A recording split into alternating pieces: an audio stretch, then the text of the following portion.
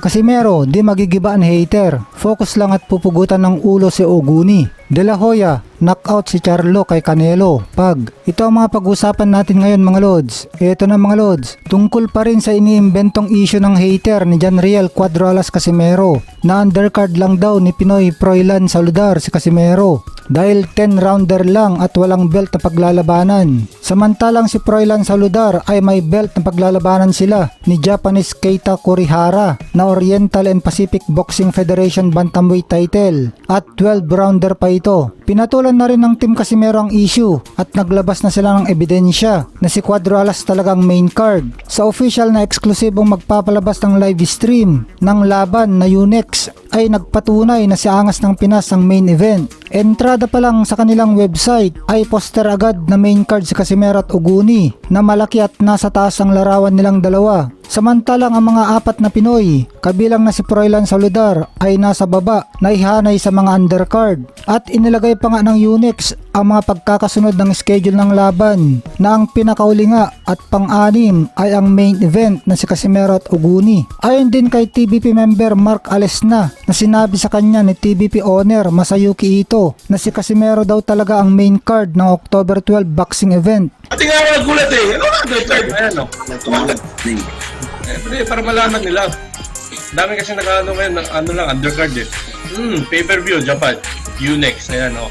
Sabi ng isang komenter na gumagawa lang daw ng issue kay Cuadralas itong si Tagatahol kasi wala na siyang views kaya nagpapapansin. Malamang gusto nitong hater na magulo ang isip ni Cuadralas para hindi makapag-focus sa laban. Pero sabi naman ni Cuadralas na wag daw mag-alala, hindi daw siya magigiba ng mga issue. Dahil pag may laban siya, focus lang siya at magtiwala daw tayo. Napupugutan niya ang ulo ng kalaban niya. Malapit na, 2 linggo na lang, bakbakan na nila ni Japanese former world champion Yukinori Oguni, October 12 sa Ariake Arena sa Tokyo, Japan. So, alam nyo naman, hindi na ako magtataka sa mga ganyan na bagay. Maraming every fight, every laban ko talaga may mangyayaring ganito.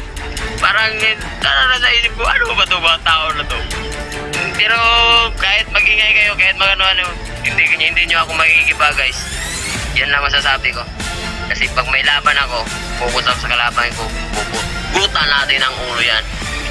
Naipagmalaki naman ni Casimero na natulungan niya ang mga kapwa niya Pinoy na mga boksingero dahil naisama niya ito sa kanyang laban bilang mga undercard niya. Ito daw ang gusto ni Casimero ang makatulong sa kanyang mga kababayan. 4 ang mga Pinoy na undercard. Ito ay sina Froilan Saludar, Vince Paras, Jay Santissima at Arvid Deniega. Kaya patok ang boxing event na ito para sa ating mga Pilipino. Magbibigay din daw ng mga libreng ticket sina Casimero para sa mga Pinoy fans na nasa Japan. Courtesy ng Treasure Boxing Promotion. Samantala, magandang boxing sa linggo. Labanan ng parehong current undisputed champion sa magkaibang division na sina Saul Canelo Alvarez at Jermel Charlo. Paglalabanan nila ang 4 na major belt na hawak ni Canelo. Kapag nanalo si Jermel Charlo, magiging 2 division undisputed champion na siya. Si Terence Crawford pa lang ang nakakuha ng 2 division na undisputed champion sa 4 belt era. Gusto naman patunayan ni Canelo Alvarez na siya pa rin ang hari ng pound for pound sa pagtalo niya ng impresibo kay Charlo.